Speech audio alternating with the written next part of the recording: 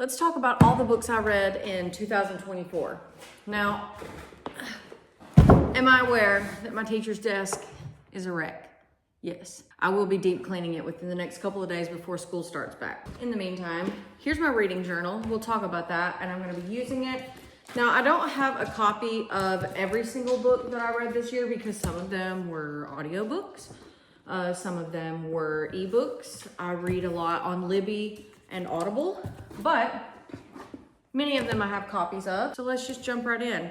Now, like I said, this is my reading journal. I track, review, write a blurb about every single book that I read. I'm just gonna flip to the 2024 section. I still have one book that I need to track that I finished reading that I haven't journaled yet. And that was Station 11, which we'll get to. It was a reread for me and my most recent reread. You'll probably hear the dogs walking around. If I left them at home, they might destroy something important. All right, the first book that I read in 2024, Murtaugh.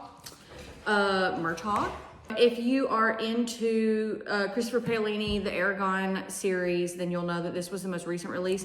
I was on a trip last November, actually. So I started this book technically in 2023, but then I finished it, according to my reading journal, February 15th of 2024. I gave it 4 out of 5 stars. I thought it was a really great book. If you like high fantasy, if you like dragon lore, you'll probably enjoy Murtaugh. The next book that I read was Fourth Wing by Rebecca Yarros. Who hasn't read this book at this point, honestly? It was all over TikTok. It's all over Book Talk. If you love dragons, again, if you love fantasy, but with a smutty sort of twist, this book might be for you. I did give it 4 out of 5 stars. So I'm not gonna sit here and pretend that I'm some highfalutin fiction reader and that I don't enjoy a good smutty romantasy sort of thing, because I do. And I finished that one February 14th, Valentine's Day. I'm almost a little ashamed to tell you about this next one, but again, I am not a fiction purist, and I'm certainly not a fiction highbrow snob. So yeah, I read Midnight Sun by Stephanie Meyer. It's on this page right here. Obviously, Twilight, I mean, I love it. There's nothing I can say about it. I know that it's problematic. Twilight, the relationship between Edward and Bella is problematic. The religious conservative sort of overtones are problematic. Believe me, I get it. But Twilight came out when I was in late middle school, early high school, and the movie started coming out when I was, I think, late high school. So for me, it just feels really nostalgic. I couldn't help but read Midnight Sun. So I read them, these two on my phone, I think. Yeah, I would have read Fourth Wing on my phone. And Midnight Sun, I probably read it on my Kindle because I asked for a Kindle for my birthday, and that's what I got. I gave Midnight Sun 3 out of 5 stars. The next book I read was The Case for God by Karen Armstrong. Now, this is a nonfiction or history book.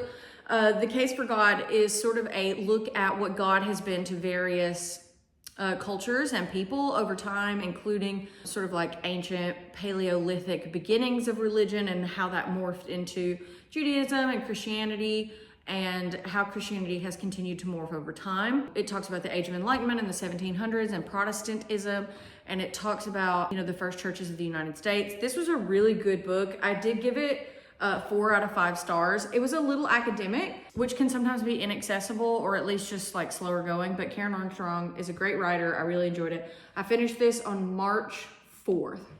Yeah. I actually have a copy of my next read, which was Demon Copperhead by Barbara Kingsolver. If you don't know Demon Copperhead, pause this video, run out and get a copy of this book, okay? This is a retelling of David Copperfield, and I think that it is Barbara Kingsolver's great book. It was part of Oprah's book club in 2022. If that means anything to you, I did give it 5 out of 5 stars. I love this book. I had talked to some people who live outside Appalachia, and they were like, oh, when we saw the dialogue, when we saw the way that Appalachian people were portrayed, we were worried that this was not accurate, but I felt that it was very accurate, and I felt like it was very respectful. If you're into Appalachia, if you're into David Copperfield, if you're into retellings or classic literature, you should read this book. Fantastic. The reason I have a copy of it right now, I actually read it first. I finished this on March 14th. And I read it first as on Libby or on my Kindle. I'm rereading it because I'm writing my own novel, which is primarily Appalachian sci-fi, Appalachian fantasy. And I wanted to go back and study what I felt like were really good examples of Appalachian fiction. The next book that I read, I journaled it right here, was Island by Aldous Huxley. This is an interesting one. It is a fiction book, and I believe it is the last novel that Huxley wrote. I don't know his entire biography, but he was an early to mid-century in the 1900s, and he was a contemporary of some of the psychedelic pioneers. He believed in psychedelics and includes some of those motifs in this book. This is a great book. It's just a little obvious, and what I mean is a lot of times fiction writers have like a premise or a thesis that they're trying to get across to you in their book, right? And Island is an example of that. It's about a sort of utopian island community or society that's been sort of like set apart from the world on purpose. Although they're not technologically backwards, they have education, they have technology, they have agriculture, they have science, they have everything that a culture theoretically should have, right? So they're not backwards, they're just sort of a utopia. So it's really Huxley's sort of thesis or idea about what a utopian society might look like. And it's very interesting. I really enjoyed the story. I just mean that it's a little obvious, like the point that he's trying to get across. And if you're not opposed to that, then it's a really great read. I gave it 4 out of 5 stars and I finished it March 26th. I do have a copy of this next one. This is an excellent book. It's called The Fighting Bunch. In the past, when I still had a book publishing deal with the West Virginia University Press, basically the project just timed out and died in edits. It happens. But I read part of this book researching my own book about Appalachian history. And then, lo and behold, I found a copy of it. I was at what we call the post office here on the farm. So I live on the farm in Summertown. It was established as a hippie commune in 1971. It's no longer a technical or financial commune. It still is, I would say, retains many of those like social overtones. Anyway, and I was in what we call our post office where we get our mail delivered. Much like an apartment building, we have like a little area where all of our mail is delivered. I'm talking fast. Gotta stay hydrated. So this is by Chris DeRose, and listen, when I went to the Tennessee State Archives, I called them and I was like, listen, I am researching the Battle of Athens. And they were like, oh, Greece? And I was like, no, the Battle of Athens, Tennessee. A lot of people don't know about this. Okay, let me just read you the subtitle. The Fighting Bunch, the Battle of Athens, and how World War II veterans won the only successful armed rebellion since the Revolution. Slay. So in Athens, Tennessee, basically there was a group of GIs of veterans, and they came home to a lot of political corruption. They're overseas fighting for freedom, getting letters from their parents like, hey, the sheriff burned down our barn because we didn't vote for him. And when these guys got home, they were like, that is not going to fly with us. Like, we didn't go and risk our lives for our country just to come home and have this like crazy amount of political corruption. So everybody needs to know this history. This history has been purposefully shrouded from public view because, as you can imagine, knowing that a group of rednecks essentially did away with the corporate governmental system in their town. Powerful stuff. Read that book. Let's see. I gave it a 5 out of 5 stars, of course, and I finished it in April 10th. I shouldn't have to count the months, but I'm nothing if not dedicated to accuracy. Next comes The Exiles. I don't have a copy of this sitting in front of me. It was really good fiction. Here's my blurb about it. I let my mom borrow this. I don't know if she's read it, but it seemed like the kind of thing that she would like to read, so that's why I don't have the physical copy, even though I own it. I finished this May 24th, and it's by Christina Baker Klein. It's historical fiction. I thought it was really good. Basically, there's this governess. It's set in Australia in the 1800s. And there's this governess, and she's seduced by like the highfalutin man of the house, and that's a big no-no, and she gets pregnant. So she basically gets sent to Australia like a convict worker. It was a very good book, a very good fiction. I really liked it. I wrote in here, I didn't realize how relevant this book would be for me. I'll let you sit with that. Next book that I read was called The Lean Startup. I finished that June 20th. This is in the nonfiction or self-help category. Here's the thing. If you look around me, you can probably guess that I work at a very tiny, rural, small private school. It's called the Farm School, right? We serve students on and off the farm. I would say that we are quite under-resourced. What else is new for schools? I know. So I read The Lean Startup because it's by Eric Rice, because R-E-I-S, Reese, Eric Reese. I gave it 4 out of 5 stars.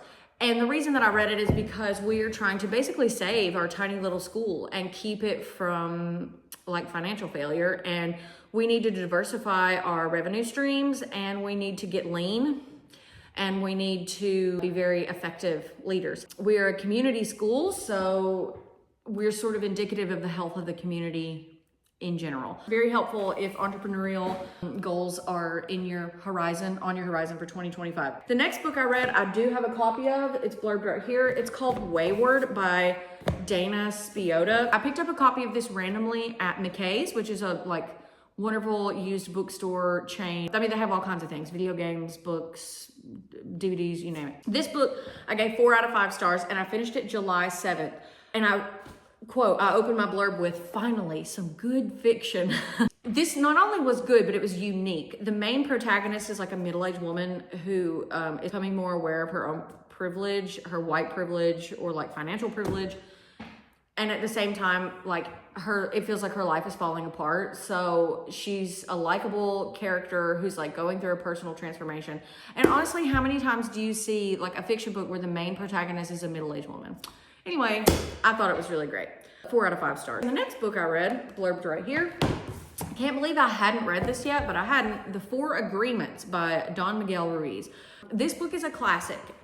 I labeled it under the genre self-help and spirituality. If you haven't read the 4 Agreements and you're interested in any sort of like alternative philosophy, and by alternative, I just mean like in comparison to American Christianity. If you live in the United States like I do, and you want to step outside that sort of like mental paradigm. You know, I've read the Dhammapada, I've read the Yoga Sutras. I had to read the 4 Agreements. I finished it on July 9th. I think it's a really great book if you're looking to deepen your concept of spirituality, grow as a person. Next, blurbs right here. I read The Parable of the Sower by Octavia Butler. I listed the genre as dystopian fiction, and I finished it July 26th. I gave it 4 out of 5 stars.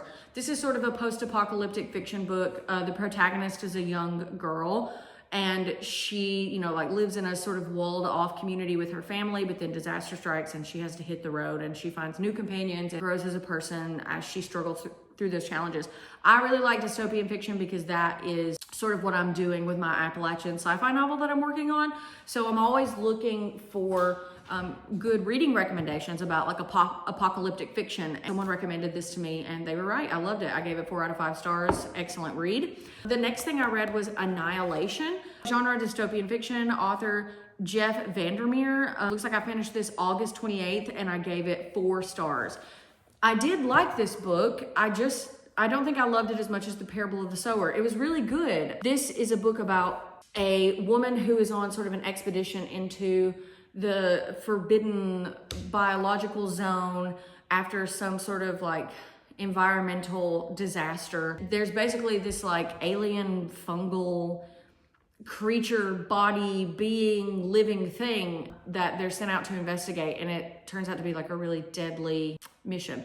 And I just think it was really good. It was strange, and that's fine, but just know that going into it. But I thought it was really good. I gave it 4 out of 5 stars. The next book that I read, blurb right here, is titled Another Appalachia. It's a memoir by Nima Avashia. I finished that August 5th and I gave it 4 out of 5 stars. I struggled with this book in some places because I found myself like just having a difference of opinion, but this book is excellent. It's a memoir of a young Indian girl who grew up in Appalachia, and that's like just such a totally unique experience. Obviously, there are plenty of communities of people of color all across Appalachia. Appalachia is and has always been diverse. And when you read Hillbilly Elegy or you listen to the common narrative of like, oh, it's all Scottish people, like not only is that not true, but it's racist and like debilitating for the region. So I really appreciated getting outside my own head and getting outside my own perspective growing up in Appalachia in the South, particularly like being able to hear from someone who like is not white and grew up here and had a totally different experience. It was a great book, great read, 4 out of 5 stars. Iron Flame. I had this book on hold on Libby for months because, of course, I had to read the sequel to Fourth Wing by Rebecca Yarros. I called this genre romantasy. My first entry, I think I called it just fantasy. It's the sequel to Fourth Wing, y'all. Some people loved it, some people didn't. I personally really liked it. Sorry, again, like I'm not a highbrow like fiction snob. I love good fiction. If the story is interesting, that's great for me. I'm an English teacher. Like, I love reading. I love reading good stories. So you'll never hear me dog on like Twilight or any of the, sort of like popular fantasy series. I gave it 4 out of 5 stars. I finished it August 8th. Next, What Happened to You by Dr. Bruce Perry and Oprah Winfrey. The genre I listed as self-help nonfiction. I finished it October 17th and I gave it 5 out of 5 stars. Here's the thing about What Happened to You. If you are someone living with like PTSD, CPTSD, like if you've been through trauma, you will see yourself in this book. And not only that, but like if you're a little further into your journey of like trying to understand your emotions, trying to heal, you may be already familiar with a lot of these concepts. And you're going to love reading about them in this book. Like the way that trauma affects the brain, Dr. Bruce Perry and Oprah are talking about this, discussing it, writing about it. And these concepts are concepts that I'm familiar with, but I still took away a lot. I still learned a lot. Excellent read, 5 out of 5 stars. We're getting into end of year here. So this is a recent book that I read and I have a copy of it. It's called Not Alone. I told you about McKay's. That's where I got this book. I told you I look for like dystopian fiction a lot. And I read the inside jacket description of this book and I had to have it. It's by Sarah K. Jackson. Let me just read briefly.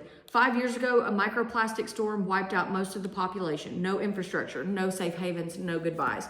And again, the main protagonist in this one is, I would say, still a young woman. I think she's in her like late 20s, early 30s. And she has a son and she's trying to find dad. Like they're trying to reunite 5 years after this microplastic storm like totally wrecked the European environment. So I loved this because it was not set in the United States. I gave it 5 out of 5 stars. I finished it November 27th. I really loved it. I would recommend it to anybody. It's a really super great read.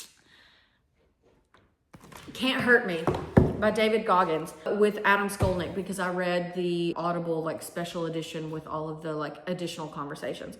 What can you say about this book? It's life-changing, man. I gave it 5 out of 5 stars. I finished it December 8th. As a queer person living in Appalachia, who, like, my family doesn't use my pronouns or respect my name change. As someone who often feels very othered by lots of things, including my neurodivergency and, having CPTSD. I'm not trying to define myself by those things. I'm just trying to let you know where I'm coming from. As a person who feels like life has not always gone the way that it should be, and as a person who has, like, a lot to be angry about, it was super, super healing and refreshing to hear from a Black man who came from not only childhood, like physical childhood abuse, but then poverty. And then he had educational challenges. It wasn't that he necessarily had like any particular learning disorder. I don't think that he says that he was diagnosed, but he struggled academically. And then, at the end of high school, he had to work hard to make it up, and it set him on this path so that David Goggins became like a Navy SEAL. And there was a point in time where he was heavy and he lost a bunch of weight. He got in shape, and then he went on to do these incredible physical feats, including like ultra marathons and SEALs training and Army Ranger training. I don't want to be in the military. Like, I'm a leftist. You're not going to find me being like, woohoo, military. So for me to connect so strongly with this guy and to resonate so strongly with his story, I feel like should tell every leftist, socialist, liberal, Democrat person something. I think everybody should read this book. I understand that he uses strong language that isn't always for everybody, but like, I introduced this to my high school students. We listened to a portion of the audiobook in class, and some of them had those same reactions you could expect. Some of them were like, oh, like this guy's cool. Some of them were like, oh, this guy sounds like a jerk. And I understood those reactions. But no matter what they felt when they heard that, it was like everybody still gained something from it. I love David Goggins. I think you should all read that book. On to the next. This was an audiobook. I had to check it out from Libby a couple of times to finish it because it was quite long, but it was very good. It's called The Rachel Incident. It's by Caroline O'Donoghue. I said the genre was literary fiction. I finished it December 12th, and I gave it 5 out of 5 stars. This is essentially an Irish writer, and she is writing about 2 young people in Ireland, a woman and a young man, and the young man is queer, and they become roommates, and they're like best friends, and they get up to shenanigans. There's an affair, there's secrets, there's drama, there's like nail-biting moments, but it has a very satisfying conclusion. I loved it. It was a great piece of like fiction that deviated from my sort of like stereotypical post-apocalyptic thing. I like to expand my horizons and step outside my comfort zone in that way. So I thought it was really great. Second to last book, and I have a copy of it because I still have it right here with me. I haven't returned it to the library yet. This is Smother Moss by Alyssa Allering. I finished this on December 18th and I gave it 5 out of 5 stars. Let me tell you, I have never felt like an author sat down and wrote a book that was just for me. I don't know this author. This is their debut novel. I haven't read anything else from them. I was just literally Googling like Appalachian fiction, and this book came out this year. I think it was released or published in July. This book was written just for me. No one else can read it. Everyone should read it. It's about 2 sisters growing up in the 80s in Appalachia, and one of them is queer, and there's this double homicide on the Appalachian Trail nearby, and of course the sisters, you know, are involved in figuring out who the murderer was. So there's a little bit of a whodunit element. It is like a little bit of a mystery thriller, some action in that way, but largely it was literary fiction. There's some fantasy elements, there's some magical elements. I don't know what else to say about it. Like the prose itself, I don't guess I've ever read a book where it felt like Appalachian prose. Like, I don't know how else to explain it. You just have to read it, but like this, the magic system and the motifs, and it's just so good. I wish I could read this book for the first time 100 more times. I can't wait to see what they write next. Also, they use they, them pronouns, and so do I. And it's rare to see like a successful writer who uses they, them pronouns. So I was just really excited about that. Read that book. I'm gonna close my reading journal because I still have to journal the last one. I haven't blurbed it yet. This is a reread for me. This is Station 11 by Emily St. John Mandel. Back to the post-apocalyptic fiction. But I originally read this in probably, I don't know, 2015? 16? I think I had already graduated college, but it's always stuck with me. It's about a traveling Shakespearean troupe in the post-apocalypse after a big pandemic wipes out a large, like 99% of the population. It's largely set in the Midwest, but there are also flashback scenes that happen in Toronto because there's this like famous actor. He's one of the pivotal characters. Station 11 is a classic of this genre, and if you haven't read it, like, stop what you're doing and read it. Let's go through my top picks. I would have to say Station 11 is a top pick. Smother Moss is a top pick. Not Alone is a top pick. And maybe The Fighting Bunch.